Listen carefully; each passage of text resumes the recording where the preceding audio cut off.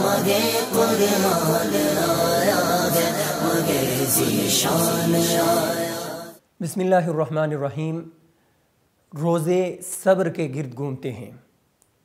روزے میں صبر کی تلقین کی جاتی ہے، اور صبر بہت بڑی عبادت ہے۔ بلکہ میں اگر یوں کہوں کہ عبادات میں صبر کو بہت زیادہ اہمیت دی گئی ہے۔ ہم جب اللہ تبارک و تعالیٰ کی اطاعت کرتے ہیں تو بہت ساری خواہشات کو مار کے صبر کر کے ہم وہ اطاعت کرتے ہیں۔ اسی طرح برائی سے بچتے ہوئے بھی ہم اپنی خواہشات کو مار کے صبر کرتے ہوئے برائی سے بچتے ہیں۔ ہر چیز میں، عبادات میں، معاملات میں، اخلاق میں، ہر چیز میں صبر، حتیٰ کہ انسان جب گھر سے نکلتا ہے، گاڑی پہ بیٹھتا ہے اور راستے پر چلتے ہوئے، ڈرائیونگ کرتے ہوئے بھی صبر و تحمل کا مظاہرہ کرنا پڑتا ہے۔ ہر چیز میں صبر بہت اہم ہے۔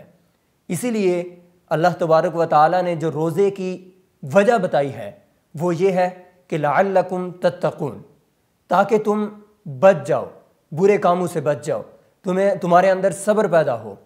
تو صبر کی اہمیت کو مد نظر رکھتے ہوئے روزے کا اہتمام کرنا بہت ضروری ہے۔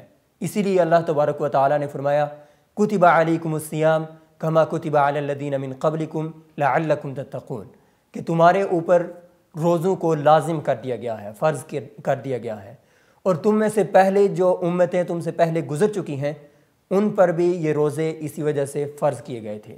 مگے قرآن آیا ہے، مگے ذیشان آیا۔